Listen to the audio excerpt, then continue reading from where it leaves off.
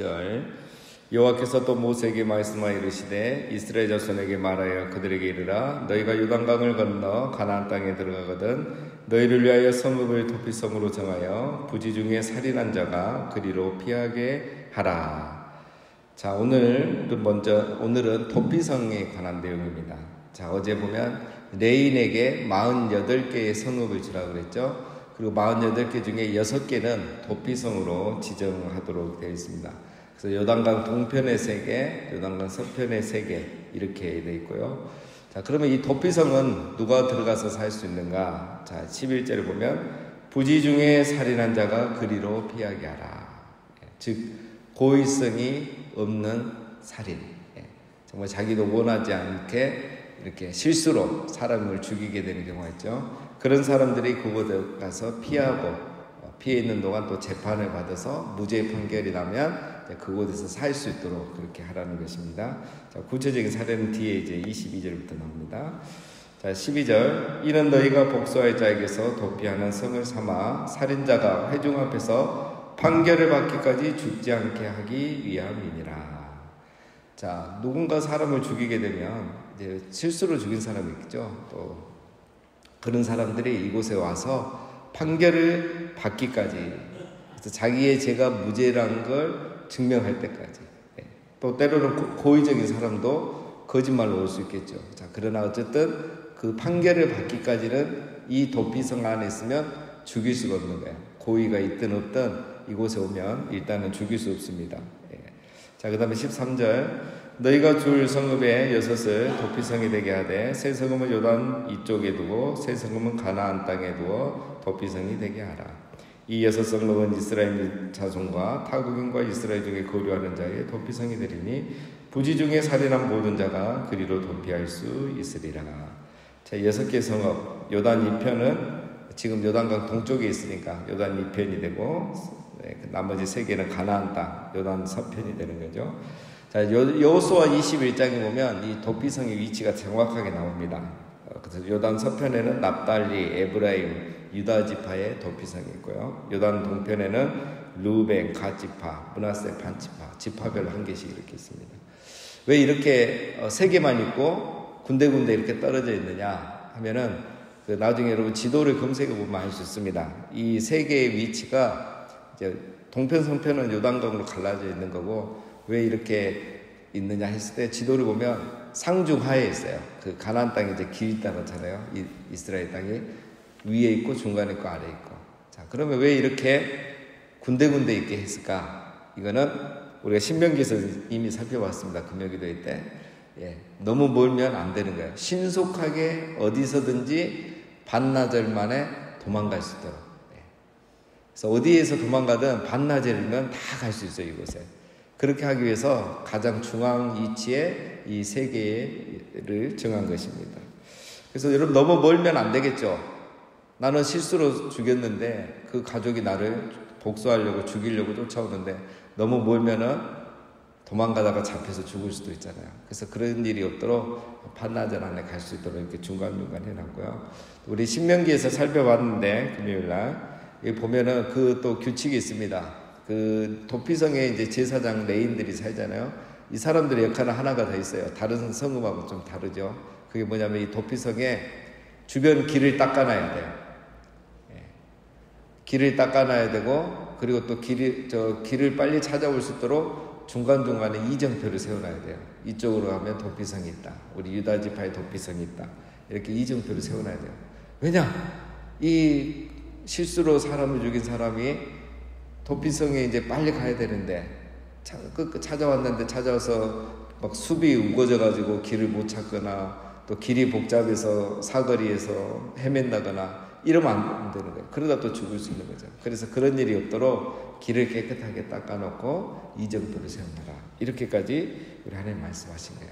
하나님께서 얼마나 세심하신지, 그 다음에 얼마나 정말 이렇게 고의적으로 살인하지 않는 자가 또 피해를 받지 않게 하는지 알 수가 있죠.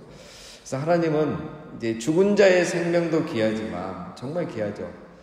고의성이 없이 죽인 자가 또 그것 때문에 생명을 잃게 되는 일이 있어서는 안 된다는 거예요. 그래서 이 피해자의 생명도 귀하지만 또 다른 고의성이 없는 살인자가 또 다른 피해자가 되는 이런 일이 일어나지 않도록, 그래서 이 귀한 생명이 헛되게 이렇게 죽는 일이 없도록 하기 위해서 이런 도피성 제도를 만들었다는 것을, 이런 세세한 규칙 그리고 위치 이런 거에 보면은 이제 우리가 알 수가 있습니다. 자, 이제부터는 더 자세한 내용을 보면 또 우리가 하나님의 마음을 알 수 있습니다. 16절 대상, 15절에 보면 대상도 보면 이스라엘 백성, 타국인, 또 거류자 다 가능합니다. 자, 16절 만일 철 연장으로 사람을 쳐 죽이면 그런 살인자니 그 살인자를 반드시 죽일 것이요, 만일 사람을 죽일 만한 돌을 손에 들고 사람을 쳐 죽이면 이런 살인자니 그 살인자는 반드시 죽일 것이요, 만일 사람을 죽일 만한 나무 연장을 손에 들고 사람을 쳐 죽이면 그런 살인자니 그 살인자는 반드시 죽일 것이니라. 피를 보복하는 자는 그 살인자를 자신이 죽일 것이니 그를 만나면 죽일 것이요, 만일 미워하는 까닭에 밀쳐 죽이거나 기회를 엿보아 무엇을 던져 죽이거나 아기를 가지고 손으로 쳐 죽이면 그 친자는 반드시 죽일 것이니 이는 살인하였음이라. 피를 보복하는 자는 살인자를 만나면 죽일 것이니라.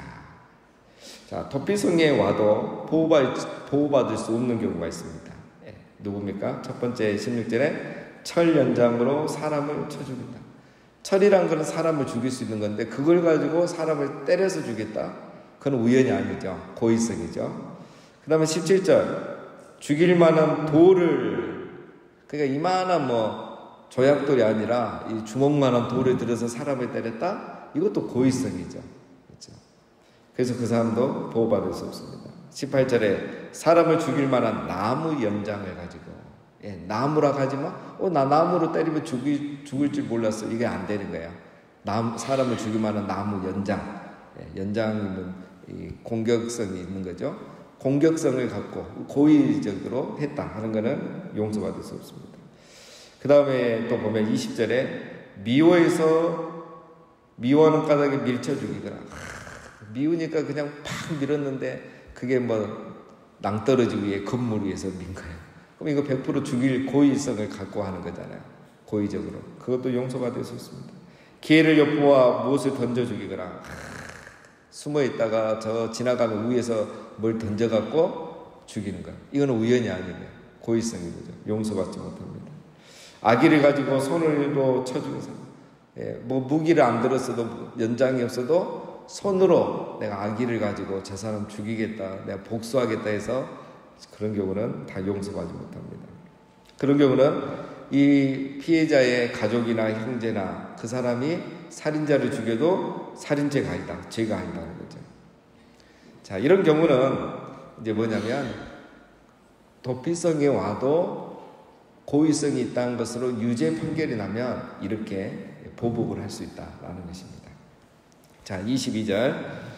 자, 반대의 경우입니다. 악의가 없이 우연히 사람을 미치거나 기회를 엿봄이 없이 무엇을 던지거나 보지 못하고 사람을 죽일 만한 돌을 던져서 죽였을 때에 이는 악의도 없고 헤아려 한 것도 아닌지, 그렇죠? 이거는 과실치사입니다. 고의성이 없는 과실치사. 악의가 없이 우연히 밀었는데 그냥 죽어버린 거예요. 난 그냥 오지 말라고 밀었는데 이 사람 넘어지면서 바닥에 있는 돌에 부딪혀서 죽는 경우가 있잖아요. 그거는 고의성이 없는 거죠. 무심코 물건을 그냥 던졌어요. 저 숲에다 돌 하나 던졌는데 거기에 사람이 있어서 맞아 죽는 거예요. 이것도 고의성이 없는 거죠. 무심코 또 돌을 던지고 물건을 던졌을 때. 자, 여기에 보면 이제 중요한 이야기가 있죠. 악의가 없이. 자, 이게 중요합니다. 악의가 없어야 돼요. 나 저 사람 저기 간지 알고 던졌는 건데 내가 악의가 있는 거잖아. 미워하고 싫어하는 사람. 그건 안 되는 거죠. 두 번째, 기회를 엿봄이 없이. 기회를 기다렸다 하면 그건 고의적인 거죠. 그 다음에 보지 못하고 해야지. 다 지나가는 거 보면서도 하면 안 되는 거죠. 자, 그 다음에 24절. 회중이 진자와 피를 보복하는 자 간에 이 규례대로 판결하여 피를 보복하는 자의 손에서 살인자를 건져내어 그가 피하였은즉 도피성으로 돌려보낼 것이요 그는 거룩한 기름 부음을 받은 대제사장이 죽기까지 거기 거주할 것입니다. 자, 이렇게 이제 살인자가 도피성에 와서 고의성이 없이 살인을 하게 되면 첫 번째 어떻게 합니까? 판결을 합니다. 이 사람이 와서 이제 사초지종 얘기하면 제사장이 다 듣고 이제 조사를 하겠죠. 양쪽 이야기를 다 들어보고 재판을 하는 거죠. 그래서 고의적으로 살인을 하면 사형입니다. 사형이든지 내쫓아서 그 가족들이 보복 살인을 해도 괜찮다 이거예요. 그러나 과시칠사의 경우는 도피성에 돌려보내서 그 성 안에 지낼 수 있는 겁니다.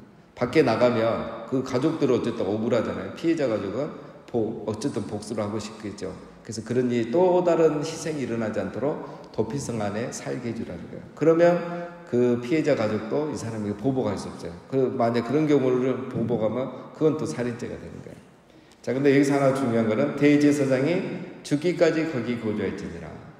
이건 이제 새로운 규칙이죠. 그 안에 대제사장이 죽기까지 도피성을 떠나면 안 됩니다. 만약에 도피성을 떠났다. 제사장이 살아있는데 그랬다가 그 피해자 가족들에게 보복을 당했다. 이러면 그건 또 무죄가 되는 거예요. 이 사람이 규칙을 지키지 않았기 때문에. 자기가 무죄면은 대제사장이 죽을 때까지 이 안에 있어야 되는 거예요. 자, 그런 세부 규칙이 있습니다. 그 다음에 26절. 그러나 살인자가 어느 때든지 그 피하였던 도피성 지경 밖에 나가면 피를 보복하는 자가 도피성 지경 밖에서 그 살인자를 만나 죽일지라도 피 흘린 죄가 없나니. 제가 방금 한 얘기죠. 이는 살인자가 대제사장이 죽기까지 그 도피성에 머물러야 할 것입니다. 대제사장이 죽은 후에는 그 살인자가 자기 소유의 땅으로 돌아갈 수 있느니라. 이는 너희의 대대로 거주하는 곳에서 판결하는 규례니라. 대제사장이 죽은 이후에는 자기 집으로 돌아갈 수 있다라는 거죠. 자, 30절. 사람을 죽인 모든 자, 곧 살인하는 자는 증인들의 말에 따라 죽일 것이나 한 증인의 증거만 따라서 죽이지 말 것이요. 고의로 살인죄를 범한 살인자는 생명의 속전을 받지 말고 반드시 죽일 것이며 또 도피성에 피한 자는 대제사장이 죽기 전에는 속전을 받고 그의 땅으로 돌아가 거주하게 하지 말 것이니라. 자, 이게 보면 또 이제 세부 규칙이 또 추가가 됩니다. 자, 고의적인 살인을 했을 때 어떻게 처벌할 것인가? 판결을 어떻게 할 것인가? 첫 번째 뭡니까? 증인들의 말이 있어야 된다. 증인들의 말을 들어야 되는데 한 명의 증인은 안 된다. 2명 이상 해야 되죠. 왜? 한 명은 둘이 말 맞출 수가 있잖아요. 근데 3명이 말 맞추기는 힘들거든요. 그래서 증인은 반드시 2명 있어야 된다. 이건 모든 규칙이죠. 그 다음에 고의적인 살인자는 생명의 속전을 받지 말며 반드시 줄 것이라. 자, 이게 무슨 말이냐면 내가 죽인 거 인정해요. 고의적으로 죽인 거 인정하는데 그래서 내 죄를 용서받기 위해서 내가 도피서 여기에 속전을 내는 거예요. 죄값을 내는 거예요. 그렇게 하고 용서받고 싶다. 그거 안 된다는 거예요. 생명을 죽인 이 살인죄는 속전받을 수 없다는 거예요. 그래서 그 사람은 그런 사람의 속전은 받아주면 안 되고 반드시 죽일 것이며 반드시 사형에 처하라는 겁니다. 그 다음에 그러면 과시치사로 판결된 사람은 어떻게 하는 거죠? 그 사람은 죄는 용서받는 거지만 그 사람도 생명의 속전을 내고 집으로 돌아갈 수 있게 하면 안 된다는 거예요. 그 사람은 죄는 용서받지만 뭡니까? 어쨌든 생명을 죽였잖아요. 그래서 그거에 대한 일종의 책임을 요구하는 거예요. 그러니까 죄는 용서받고 사형은 면했지만 생명을 죽인 책임에서 자유로울 수 없는 거죠. 어쨌든 고의성이 없지만 그 책임은 있는 거죠. 그래서 그 책임을 이 도피성 안에서 삶으로 지는 거죠. 나는 우연이다 몰랐다 해가지고 자기는 당당하게 잘 살면 그걸 보는 피해자 가족들은 또 다른 피해가 되는 거잖아요. 그런 일도 없도록 이렇게 속전을 내고 집으로 돌아갈 수 없다라는 겁니다. 자, 마지막 33절. 너희는 너희가 거주하는 땅을 더럽히지 말라. 피는 땅을 더럽히라니 피 흘림을 받은 땅은 그 피를 흘리게 한 자의 피가 아니면 속함을 받을 수 없느니라. 너희는 너희가 거주하는 땅 곧 내가 거주하는 땅을 더럽히지 말라. 나 여호와는 이스라엘 자손 중에 있습니다. 피에 대해서 되죠. 자, 피를 왜 흘리면 안 되냐? 왜 사람을 생명을 죽이면 안 되냐? 땅을 더럽힌다는 거죠. 그래서 하나님 땅을 더럽히지 말라. 피 흘림, 특별히 무고한 자의 피 흘림은 땅을 더럽힌다는 거죠. 그 다음에 피를 흘린 자의 피가 아니면 속함을 받을 수 없다. 왜? 하나님이 이스라엘 중에 계시기 때문에. 생명을 경시하는 것은 큰 죄이고 땅을 더럽히는 것이고 그들 중에 거하시는 함께 하시는 하나님을 향한 죄라는 거죠. 여러분이 오늘 이 도피성 제도를 보면 우리가 이제 구속사적인 의미에서 이건 예수 그리스도일 때 제일 중요한 건 뭡니까? 생명을 중요시하는, 정말 생명을 중요시하는 하나님의 마음이 여기에 담겨 있는 거죠. 근데 오늘 우리 사회를 보면 강력 범죄가 너무 많고, 또 이것을 대하는 어떤 처벌하는 것도 좀 약하고, 그리고 요즘 보면 이제 생명을 경시하는, 사람을 경시하는 이런 모습들이 너무 많습니다. 그래서 우리가 이 사회 생활하면서 정말 이 생명을 존중하고 또 보호하는 일에 여러분 각자의 위치에서 우리가 할 수 있는 일들을 관심을 갖고 또 열심히 적극적으로 참여하는 것이 필요합니다. 자, 오늘 말씀 몇 가지만 적용하면 여러분 하나님의 마음은 이렇게 생명을 존중해 여기는 거예요. 피해자의 생명도 귀하지만 실수로 사람을 죽인 그 사람의 생명도 귀하다는 거예요. 자, 이런 마음을 우리가 가져야 됩니다. 생명을 존중하고 사람을 소중히 여기는 마음을 우리가 갖기를 바랍니다. 이것이 하나님의 마음이에요. 우리는 너무 성장과 어떤 결과에 집착하는데 그것보다 더 중요한 게 사람의 생명이고 한 사람입니다. 생명을 가진 사람입니다. 이것이 율법입니다. 그래서 하나님 사랑, 이웃 사랑. 이웃 사랑은 이웃의 생명 사랑에서부터 시작하죠. 생명을 사랑하지 않은데 어떻게 우리가 말을 조심하고 행동을 조심할 수 있겠습니까?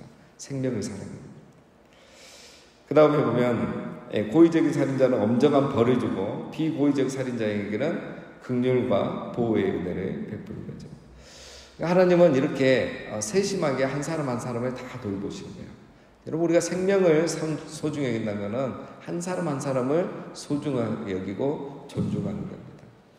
우리가 지금은 이렇게 이미 사회 제도가 이렇게 사람을 죽이면 고의성이 있든 없든 엄청난 책임을 지니까 이런 일 없지만 오늘 우리는 여기서 나가야 되죠. 우리 예수님의 산상수훈을 보면 생명을 죽이는 일은 생각보다 우리가 더 많이 하고 있죠. 형제를 향하여 분을 내고 미워하고 또 욕을 하고 판단하는 것, 이것이 다 생명을 소중히 여기지 않고 죽이는, 상처를 주는 것이 곧 그것과 유사하다는 겁니다. 그래서 우리가 정말 사람을 미워하는 것, 또 말로 쉽게 상처를 주는 것, 그래서 한 영혼의 생명을 점점 죽여가는 것, 이것도 우리 하나님께서 결코 기뻐하지 않는 것입니다. 한 사람, 한 성도를 존중하고 정말 그들의 인격을 존중하고 미워하지 않고 사랑하고 용납하는 우리가 돼야 되겠습니다. 자, 마지막으로 이제 이거는 구속사적인 의미로는 우리 도피성은 예수 그리스도를 말합니다. 예수 그리스도를 상징하는 거죠. 자, 여러분 이 도피성에는 누가 갈 수가 있죠? 누구나 갈 수 있어요. 이스라엘 백성도 갈 수 있고 타국인도 갈 수 있고 또 이스라엘 백성 중에 거주하는 외국인이나 거주자나 누구든지 갈 수가 있습니다. 모든 사람은, 죄 아래 있는 모든 사람은 예수 그리스도에게 언제든지 신속하게 가서 사함받고 용서받고 보호받을 수 있는 것입니다. 또 대제사장이 죽을 때까지 보호받을 수 있었죠. 자, 대제사장의 죽음으로 자유하게 되죠. 집으로 돌아가시죠. 우리의 대제사장이신 예수 그리스도께서 십자가에 죽으심으로 우리의 죄를 완전히 용서받고 우리에게 참된 자유를 주셨다는 것입니다. 이게 바로 도피성이 우리에게 주는 영적인 또 구속사적인 의미에서 큰 교훈입니다. 우리 예수님께서 우리의 생명을 이렇게 살리셨으니 여러분 우리가 그 사랑에 감사하고 은혜에 감사하고 또 뿐만 아니라 나만 그렇게 살린 게 아니고 우리 가족, 우리 성도도 예수 그리스도께서 그렇게 살리신 생명입니다. 그래서 우리 옆에 있는 또 우리 가족과 성도를 정말 그들의 생명과 인격을 존중해주고 또 귀하게 여기고 사랑해주고 용납하는 우리 모두가 되시기를 주님의 이름으로 축원드립니다.